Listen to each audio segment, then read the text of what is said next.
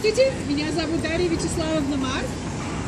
Oh wait, I'm sorry, that's the wrong language, sorry. Hello, my name is Daria Mark. As you may have noticed by my unusual name and my fluency in Russian, is that better? Yes. And my fluency in Russian, I was not born in the USA, I was born in Moscow, Russia. If you've never lived in a country with food shortages or come to the Brookline Trader Joe's on a Sunday evening, I'm guessing you have no idea what a supermarket looks like without food in it. Let me tell you the mayonnaise story. When I was around 10, my mom sent me and my sister after school to get groceries. We stumbled onto the distribution of freshly delivered mayonnaise sold by the liter in your own brought container. While I stood in the hour-plus long line, my sister ran home to get a 3-liter jug for our 2 liters of mayonnaise, one for her, one for me. I remember getting eggs, butter, bread that day, but basically no other produce. Fast forward almost 30 years later. I live on a different continent and I speak a different language. I now hold a master's degree in electrical engineering, spend some part of my time building websites for small businesses, and the rest shuttling my kids on foot and by bike to their activities. I stuff my refrigerator with organic local kale from my CSA and shop at my local farmer's market where the shelves are overflowing with fresh, local, organic produce. I have 2 children who considered the lack of organic apples in May a food shortage. I've come to know Mothers Out Front in March of this year when a good friend stopped me in the hallway and told me about a house party for an organization about moms and climate change. I'm a mom. I am concerned about climate change, so I went.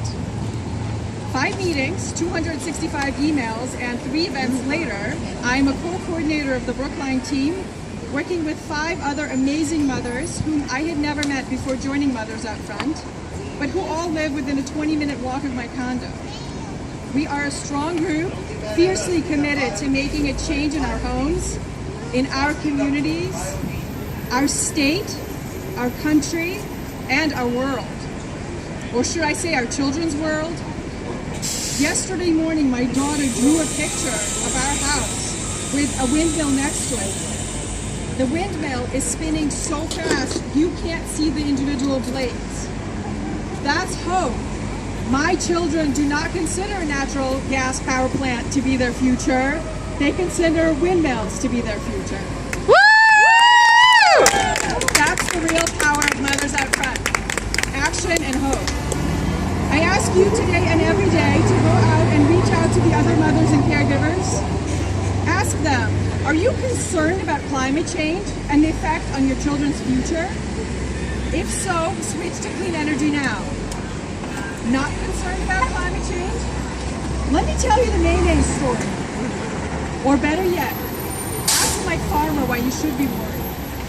Every week, Farmer Dave and his crew at Enterprise Farm send me a box of fresh veggies, accompanied by an email describing what's happening on the farm, and sometimes what's not happening on the farm. Cold weather, no sun, lots of rain, not much is growing. This year, they delayed the start of the farm share by 2 weeks because they didn't have enough food to put in our boxes. 3 years ago, they had 7 major weather events that ruined enough crops that they didn't have enough food to put into the very last box in November. That's the beginning. That's food shortage. Don't be naive in thinking that if our crops fail here, there will surely be a place where the crops still grow strong. While we are making vast improvements in our food security, the unpredictability of the weather patterns made by our changes to the atmosphere put us and our children and our food at great risk. I ask our elected leaders to act now, not tomorrow when we walk into the supermarket and the shelves are empty. Thank you. Woo!